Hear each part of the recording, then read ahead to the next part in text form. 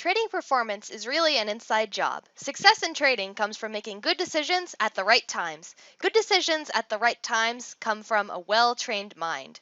Since 2005, John Locke has continuously trained his mind by studying extensively with titans in the coaching and neurolinguistic programming fields to gain some of the highest level of training and credentials available in those industries.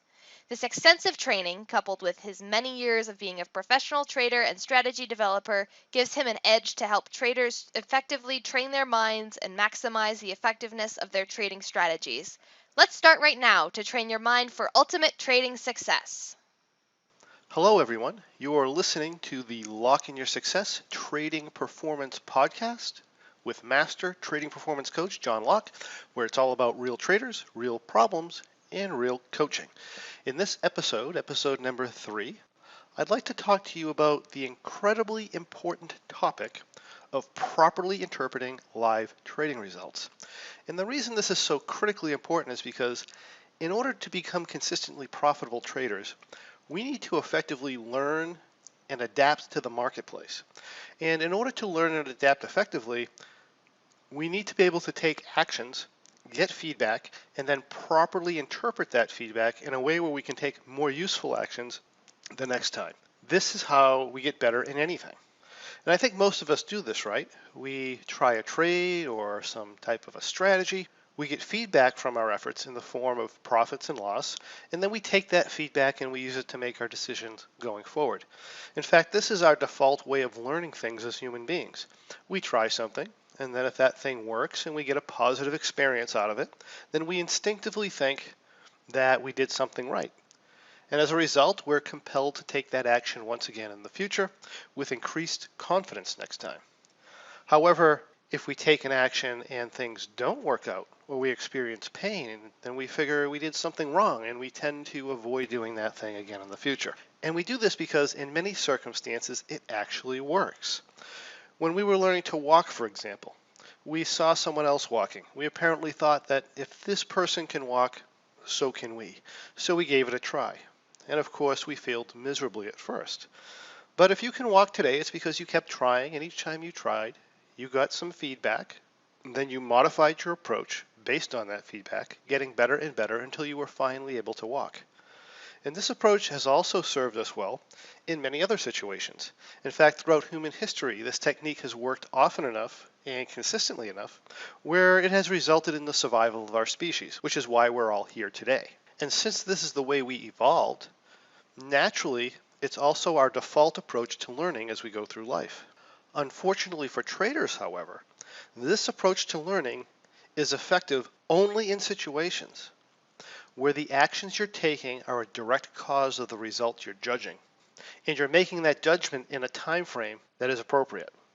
In other words, if I'm learning to ride a bicycle in a relatively controlled environment, then I can trial and error my way through it, and eventually I'll learn the skills to be successful at riding a bike. This is because for the most part, my feedback is immediate and directly related to my actions. However, if I'm trying to lose weight, I may not eat for a day, and I may step on the scale at the end of the day and find that I actually gained a pound. Or I might eat like a pig for a day and then stand on the scale and weigh less than the previous day. This is because in the case of losing weight, my feedback is not immediate. It takes time. I have to eat less for a certain period of time. In other words, I think that we'll all agree that we will certainly weigh less in 6 months if we consistently eat less than we normally eat. And we're certainly going to weigh less than if we consistently eat more than we normally eat. However, if my only metric for feedback about my actions is the scale reading at the end of a day, I could easily come to the wrong conclusions. My feedback would be very random, resulting in confusion, frustration, and poor choices. Also, lack of confidence in my choices. The problem here is that I'm not looking at the feedback in a way that's useful to achieving my end result. Another example might be a baseball player. If I'm trying to get better at bat, I can be doing all the right things. I could be watching the ball, I could be using the proper swing, I could be doing my batting practice on a regular basis, and right, I can do all the right things flawlessly in a way where if I continue to do them, I would get fantastic results in the long term. I could do all those things and still strike out this time. And this type of thing happens all the time in baseball. So let's say I strike out and then I decide to use that short-term result as feedback for all the practice and the techniques I've been doing. And because I struck out, I decide I've been doing it all wrong. So the next game, instead of doing all the things that I should be doing to get better as a batter, the pitcher throws the ball. And I try closing my eyes and swinging wildly at the ball. And I happen to hit the ball. Matter of fact, I happen to hit the ball out of the park for a home run. And I take that instantaneous feedback and I decide, fuck this practice thing. I'm just going to close my eyes and swing wildly at the ball all the time from now on. If I did that, how do you think that's going to work for me long term? It's probably not very well, right? And this is because the outcome of this particular at-bat doesn't necessarily have any correlation whatsoever with whether or not I did the right thing for my long-term success. Now, I think we can all agree that it's more probable that I'll get on base more often over time if I do the right things. However, with any single at-bat performance, there are many factors in the game which I have no control over. Therefore, there is a substantial element of luck involved in my outcome each time I'm at bat, meaning I can take the actions that are most likely to lead to my long-term success and still experience failure in the short term. And so it is with trading. We can take actions that will certainly lead to our long-term success, and in doing so, we can experience short-term failure. And we can also take actions that will certainly lead to long-term failure and experience tremendous success in the short term. My point is that if you judge whether or not you're doing the right thing in the long term solely on the results of, say, 5 or 10 trades, then you're almost certainly going to end up in what I call the circle of doom, where you allow random events of luck to determine if you're headed in the right direction or not, which leads to taking away the wrong lessons from your trading and having confidence in the wrong things, which naturally leads to poor decision making, excessive risk taking, confusion and frustration, and the loss of trading capital over time. And unfortunately, this is what most traders do. They end up evaluating the quality of their decisions and their strategies based off of short-term results, without realizing that those results are highly correlated with luck and are therefore random in nature. And that's why they spend years running in circles, struggling with consistency and struggling with sporadic performance.